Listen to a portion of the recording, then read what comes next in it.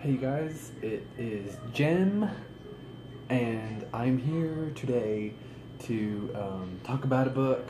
Surprise, surprise. Um, and yeah, I'm in my kitchen, so. but talking about a book today, you guys. I really love books, if you didn't know. And today I want to talk about a book that I have mentioned several times in several videos. But have never actually shown. And it is called The Urban Primitive by Raven Caldera and Tannen Schwartzstein. Paganism in the Concrete Jungle is the tagline. Because this is a really cool book. It is all about urban paganism, and that's something that I really like to talk about. I've mentioned it also sporadically, sort of, in a few videos. I really like unconventional magic and modernizing paganism, which I know can be a hot topic for some people. So if you're not into that sort of thing, you should probably click or tap away, swipe away now, because don't stick around if it's just going to offend you. You know, that's crazy. Anywho, I'm really excited to do this video, you guys. I've wanted to do this for a little bit, and I just haven't. Like, I keep forgetting, and I'll be, like, at work or somewhere, and I'm like, oh my god, I should totally do a video on the Urban Primitive. But anyway, it's a really good book. This book is really cheap, too, by the way. You can get this used online for, seriously, I've seen it for 1 penny. Plus $4 for shipping, so $4 and a penny. I mean, seriously, you can get it really cheap if you want to get a used copy, which I did. This cost me, seriously, I paid 1 cent for this, you guys, on Amazon. Super cheap. Anywho, it's a really great book. Although, disclaimer, the authors, there's a picture of them, mullet and all. To each their own. They can be a little, like, crude, and, like, raunchy in their delivery of these topics, and in some of the topics they go over, they're definitely risque. So if that's not your jam, don't partake, I would say. But there's really good stuff in here, you guys. There's poetry in the beginning, and all throughout, but there's several poems in the beginning of the book that are all about, like, modern paganism, like cyber magic and, like, urban magic. And,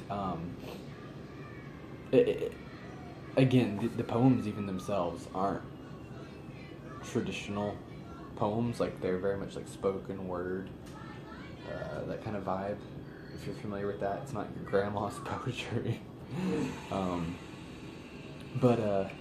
Yeah, very good stuff. This book was written in, like, 2002. 2002. I got this book around 2008, 2009, because I was really wanting to get into urban magic and cyber magic, and there's not a lot out there, even though it's talked about in places. So I discovered this and just immediately had to get it, and do not regret the decision. I'll go through this book quite a bit. You'll see all these little pieces of paper, like annotations that I've made to places that I really like, and we'll definitely be going to those places today. The first chapter is called Lay of the Land, the Energy of the City. And it's all about meeting the spirit of your city. This book does operate on the idea that you live in a city, not the wilderness. That's kind of the point of urban magic, is because it's in an urban area. So the urban primitive is about if you live somewhere where there are buildings and you're not really, you don't have maybe an expansive yard. You don't grow your own food. milk your own cows, things like that. But anyway, it talks about meeting the spirit of your city, and how sometimes that spirit or that deity of your city can be kind of like angry or jaded or cynical, because the spirit or deity or entity is a reflection of the people, is a reflection of the city. And they talk about like healing that spirit energy, like that god or that goddess. It's really cool. Which that's not a foreign concept, having a deity, the like embodiment of a city. The Greeks had Athena, and Athens named after her. So, which she only got because she defeated Poseidon. But don't get me started in mythology, because I really love it, as I'm sure a lot of us do. But no, you guys, it's really cool. Talks about connecting with the spirit of your city. Super awesome. Of course, living in the States, I think, at least personally, I always think that like a lot of our city spirits would be like Native American almost, because they were first, and that energy's like still in the land. It's really cool. And then I could totally understand why they'd be angry or jaded. But because we like totally stole their land. But even though land was supposed to be able to be stolen, Jesus, you can tell I'm from the South. Got my education. Anywho, there's really good stuff in here. Like chapter 1, like I said, and like they have like all kinds of these. They have the standard stuff in there too, like the herbs and gems and things. But this is very much not a 101 book, which I love, because I am like exhausted with reading 101 books. I don't know about you guys, but I am so tired of 101 books. They serve the purpose at first, of course. They're great when you're first starting out. They're great when you're reading into a new area, like when you're getting into a new area of interest. And they're great when you want to brush up on things and maybe glean some new materials from those books. But I think, at least the pagans I've talked to and myself, you reach this plateau where you've created your foundation, you've realized your foundation, whatever terms you want to use, but you've got your foundation laid out of your spiritual path, and you want to grow it from there, and there seems to be like no material to inspire you or to give you ideas. You're pretty much just left on your own to grow and nurture your spirituality, which is, I think, good and bad. Yeah, this is very much not a 101 book, which is great. It poses a lot of new ideas, so it's definitely worth your time, you guys. Like I said, it's so cheap. I paid a penny for this. Amazing. And it's in really good condition. I mean, yeah, I've used it for years now, but good condition. Paid a penny. But no, it talks about like herbs and all that, and one thing I really like, it talks about, again, kind of a taboo subject, like there's suggestions in it anyway, but portable magic, or portable altars, excuse me. I was looking at the other page, which is bag magic. Portable altars, they talk about like being a stealth pagan. So like if you're not out of the broom closet and you want to practice your craft around your family or your roommates or whatever, it talks about kind of using incognito items, I guess. It also talks about like practicing your craft or whatever on the cheap, like on the super cheap, not like the classy frugal cheap, like super cheap. Okay, like for example, their chalice ideas, like if you want to use a chalice in your practice, it's, again, this is urban magic, so it's not using what your ancestors would have used. It's about using stuff that's readily available to you, which is what they did. So if you don't want or don't feel drawn to like this big robust goblet that's like metal with all these designs in it, that's very medieval or like Renaissance, and you want something that's more of your world, more modern, which again, that's what they used. It just makes sense to me to use what you have. They used what they had. They didn't go outside of their norms to get things to use in their craft. They used what they had in their craft, which is what I think we should do too. So I don't think you should fret over not having tools or herbs or whatever, or certain correspondences for a spell. Use what you have. It'll work out. Use your intent and use what you have. So for like the chalice, they talk about using like shot glasses, plastic glasses, because again, we have plastic and metal in our world now. Use it in your magic. Use it in your magic. Electronic devices, like that microwave, totally use that as a cauldron.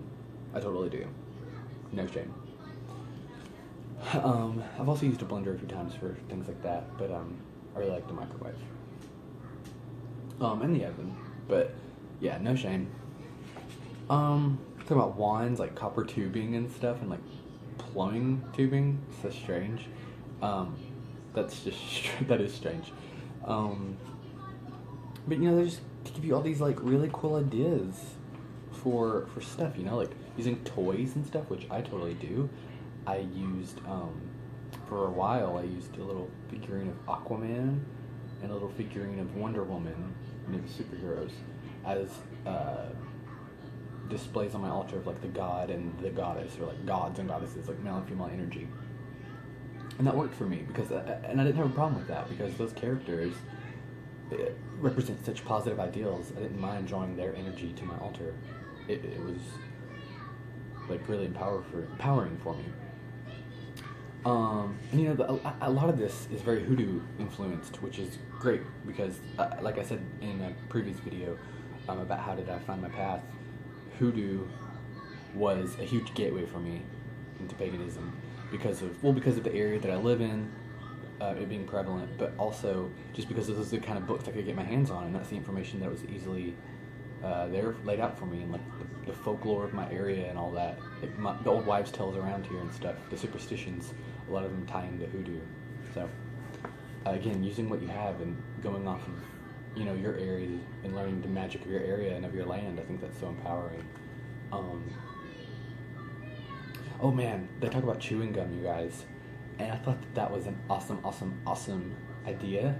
To use chewing gum in your magic, because think about it, it's gonna have DNA in it, your DNA, the person's DNA who chewed it, whatever, and they've chewed it so much that they've kind of like put their intent and their energy into it, right, by chewing, and so it's like a great tool for magic.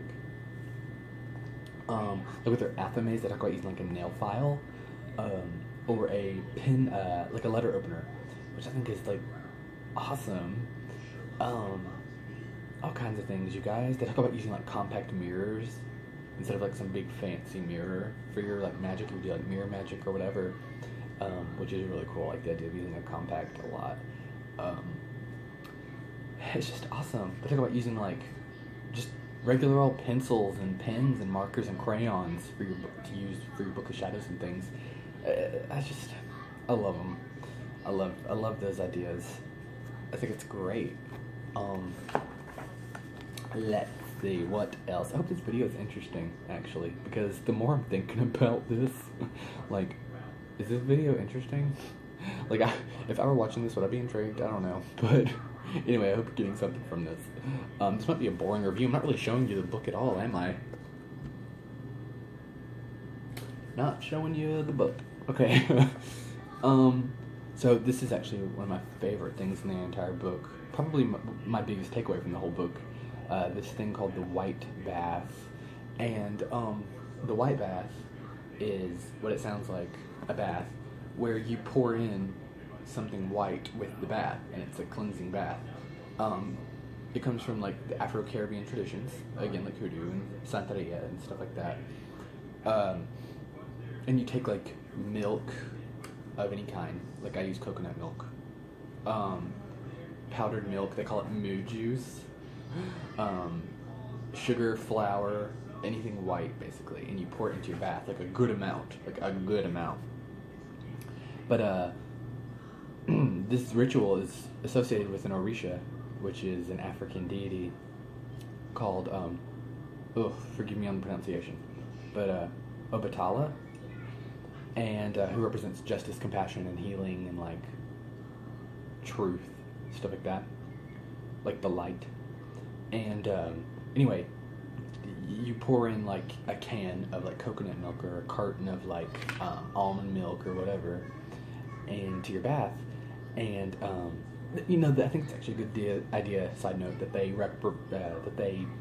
recommend using moo juice, like powdered milk, because you can keep that beside your tub or under a cabinet or something for so long. You don't have to worry about it expiring or using it in your food or whatever. You can just kind of at any point be like, oh, do I have anything for a white bath? Yeah, I bought that moo juice. Like, I think it's really great.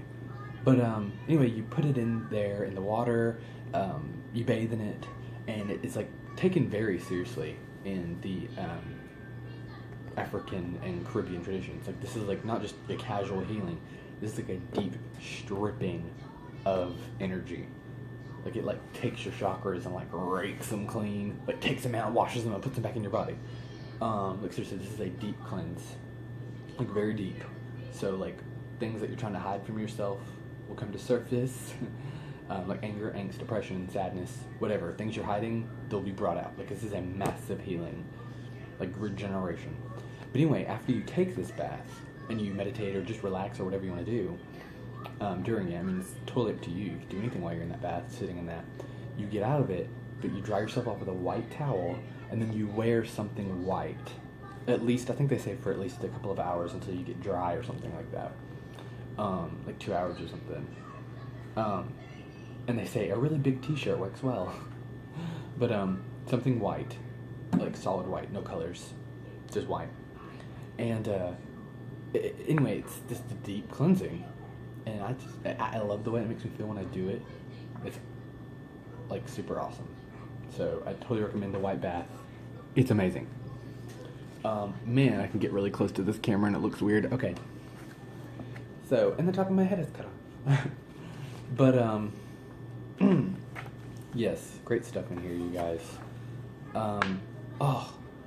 They have a chapter on the urban deities, and now this is something too that might make some people mad. I think just from reading this and a couple of other books that these authors have done, that they don't really consider gods to be independent entities. My cat is making a weird scratching sound. Sorry. Cat's being weird. Anyway, apologies. I'm not going to start this video over just for that, because I've already started this video over so many times. But anyway, they, I don't think that they see the gods as, like independent entities from human consciousness. I think they might see gods as like thought forms that we kind of create and add energy to, which personally I'm okay with. That doesn't offend me. It doesn't make them any less powerful or profound to me or magical. But I know some people it does. But anyway, I think that they do. And I say that they think that gods are like thought forms, because they propose all these new deities, or these new aspects of spirit, or the god and goddess, or however you see God. And I really like them. Like, the first chapter is the triple urban goddess. And the first goddess is Squat, which is the goddess of squatting. Like, you know, like when you're a big city and you're homeless, you can squat in a building. And in some places they actually give you the building if you squat long enough, which is nice. But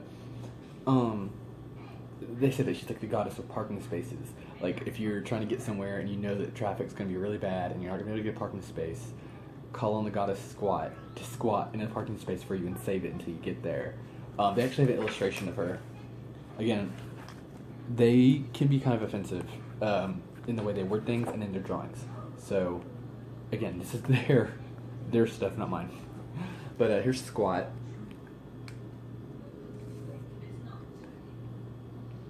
Squatting in a parking space, saving it for you. I love this book, and I love the way, how candid they are. So, another goddess is Score. She's the goddess of scores. You know, like whenever you get like a deal on something, you know how sometimes you might yell, "Score!" She's the goddess of scoring. So she's the goddess of like yard sales, flea markets, just sales in general. I think that's great.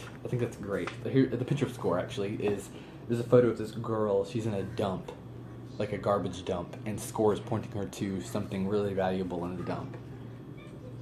And see, she looks like an old bag lady, like some homeless lady, and she's pointing to this little bag of treasure to this girl. So that's awesome. And then, let's see, it's a triple, so there's one more. There is, what's her name? Scram. This is Scram whispering into this person's ear about warning them of these people who are looking kind of shady. They might be getting in trouble. So they say, like, Scram is the goddess who tells you when you need to not be somewhere, when to basically, like, get up and leave. She's like a goddess of intuition, essentially. She tells you when you need to move your car because you're parked illegally. This is funny. She tells you when your angry ex-lover may be about to walk in the other door of the store and you need to leave. She warns you of the sullen guy in the line at McDonald's who may be about to snap and go postal. Like, I think that's great, you guys. It's funny. Then we get to the gods, and of course, this is actually a little offensive because all the gods seem to be so sexualized, like so douchey. Like, but here is Slick.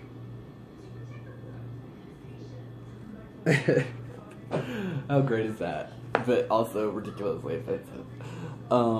Slick, and he is the deity who we all love to hate, and when we come up against him, or against someone who has successfully invoked him, like, Slick is the god of fast-talking, thinking, he's sly, he's, you know, a ladies' man, or a man's man, or a lady's lady, or just a person's person. Anyway, we're getting too politically correct here.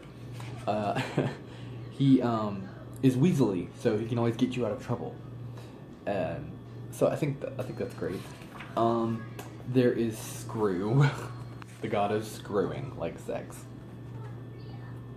with a very pronounced bulge. Looks like a pimp. He's the god of sex, and again, they're so crude and raunchy and tacky sometimes with the things that they say, but I like it. They suggest that, like, when you're doing a ritual to him to petition him for help, they say, like, go to, like, a chain link fence and tie 3 knots in a condom and tie it to the fence as, like, an offering. I guess you could leave contents in the condom. That's up to you on what to put in there. That's really awesome and great and creative, but also really disturbing and kind of gross. Like, but it's funny. There's Sarge. This is my favorite, actually, deity out of the whole book. There's Sarge yelling at this couch potato. Sarge is a sergeant god. He basically tells you when you need to get off your ass, go get a job, helps you get a job, stop being stagnant. He's all about movement, you know, which I think a lot of us need.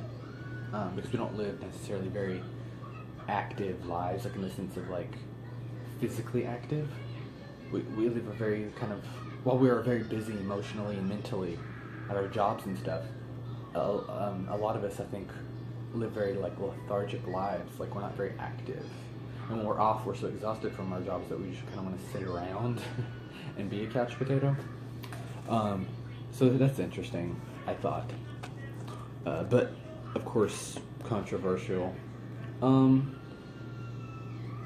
They talk about the elements, as specific to your area. It's really cool. Oh man, they talk about this idea of, like, car dragons. So, like, having your car and letting your car be invoked, like invoke a spirit of a dragon into your car to take up residency in your car. Which is just crazy. And then you can give offerings to your car and, like, have a little altar in your car, cleanse your car, smudge your car, and things like that to help it work better. If you're having car trouble, smudge it, or maybe rub some cinnamon under the hood. Like, it's really cool radical ideas.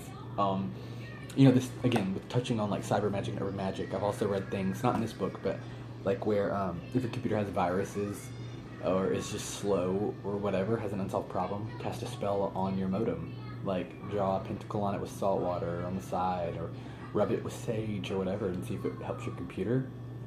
I love that. I just love that. I love urban magic. I just think that is genius. Side note, I'm probably going to pause this video in a moment and start it back again because I have not figured out how to change the time allotment on my camera. So until I do, once we get close to a 30-minute mark, if I'm going to keep going, then I'm going to have to pause and then continue the video. But don't worry, I will mesh them together. Anyway.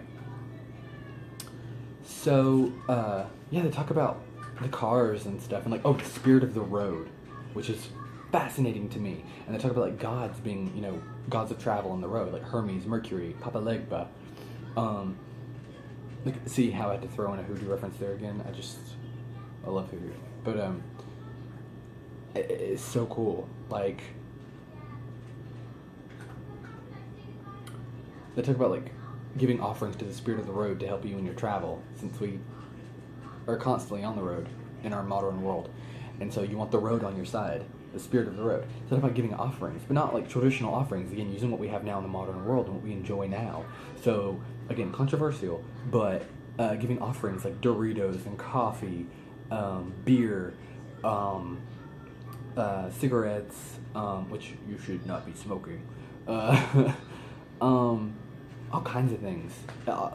McDonald's, actually, they talk about in here somewhere, giving like a McDonald's meal to spirits of the city. I think that's really funny. I think that's great. I don't think you should. I think urban magic urges us to not be too uptight and obsessed with being natural. But yeah, I love it. I love it. They have a whole poem about the spirit of the road. But before I get to chapter 10, I'm going to pause this, or we'll stop it, and then start another video to mesh with this, okay? Because I don't want the time to cut me off. Okay. I'll be back for chapter whatever we're going to be at. Okay, you guys. So, continuing where we left off. So the spirit of the road and all that, really cool. I really wanted to touch on, they have this whole section on, because the authors themselves are heavily tattooed and pierced. They have a whole chapter on body modification. I personally don't have any tattoos or piercings, but I love the idea of it, and have a lot of friends who do have piercings and tattoos, and other types of body modification, like scarification and stuff. So, I think that body modification is really cool, and they have this whole chapter about how it's like this spiritual experience, and how like the places that you pierce all have a meaning. So like piercings around your mouth and on your tongue are for like communication and help your throat chakra, etc., etc. Like getting this pierced helps your third eye. It's really cool. It's the same with tattoos. They have like all these ideas of like what your tattoos mean and stuff, and of course that's up to the individual, but it's really cool how they try to incorporate piercings and scarification and tattoos and things into your magical practice. I think that's awesome.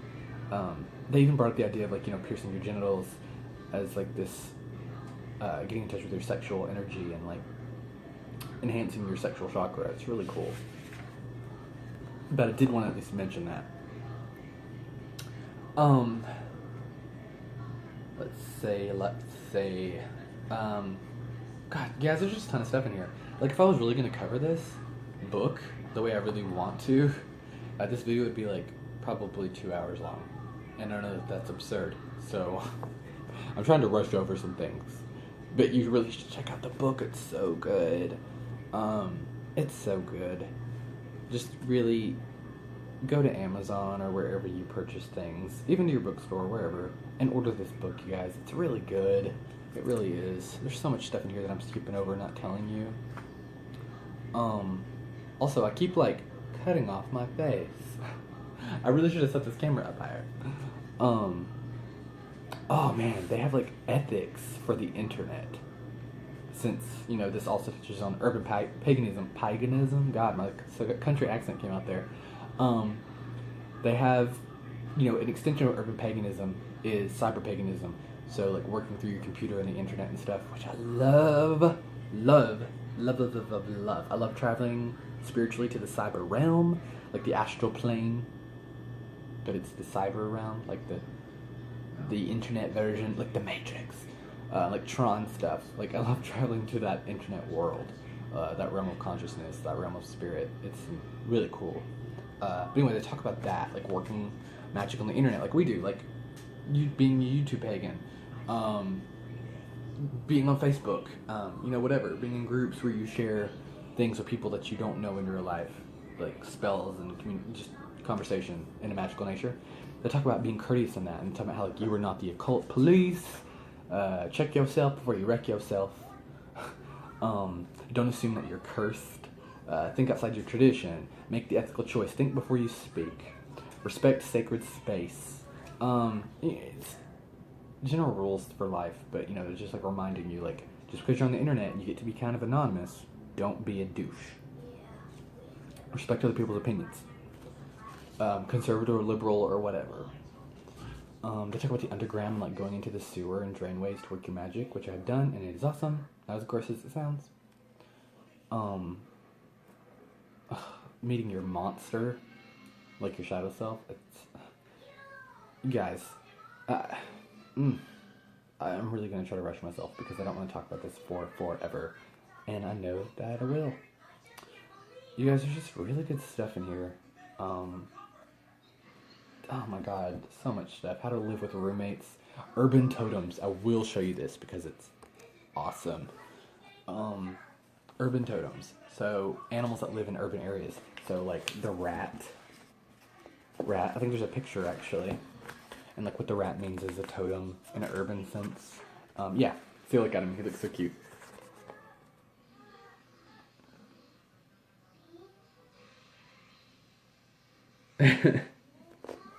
So, the rat totem. The cockroach urban totem, which you may be like, oh god, gross, I wouldn't want to work with that spiritually. But lately, it has really been calling to me. And I'm just realizing that as I'm saying it, like, to you. But lately, I've really been called by this really gross bug, and I always think it's a roach every time I get the image in my mind and, like, kind of hear its voice. And I definitely think it's probably a cockroach, like a roach. So let me see really quick for my own purposes what that stands for. The totem of endurance. Killed by the dozens, by the hundreds, she returns by the thousands. So gross. Shower her home with poisons, and she breeds children who are resistant to them. So that's really cool. Seems like a little warrior totem, right? Yeah. An endurance totem. I'll definitely have to look into that more. But they look so cute, though. Although I hope if I start trying to work with their energy, I hope they don't all start showing up in my house. That'd be disgusting, right? Ugh. What else? We have the mouse totem, which, of course, is different from the rat. I mean, come on. We can draw our own conclusions about that. The raccoon totem. I have a really fond spot for the mapache. I love raccoons. Mapache spirits are awesome. I love mapache. He's like a little DJ. Let's see. Oh, the robin. The starling. There's a lot of birds in here because the city. Starling. The squirrel.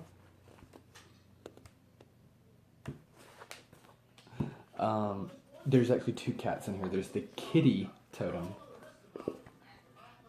Like kitty. It actually says kitty.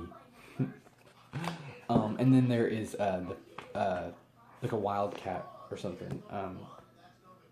Like the feral cat.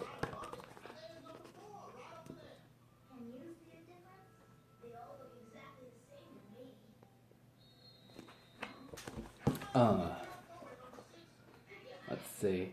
the pigeon totem. I just keep wanting to stop and show you all the pictures, you guys. The crow totem. Look at that. A little murder of crows, like a gang. The moth.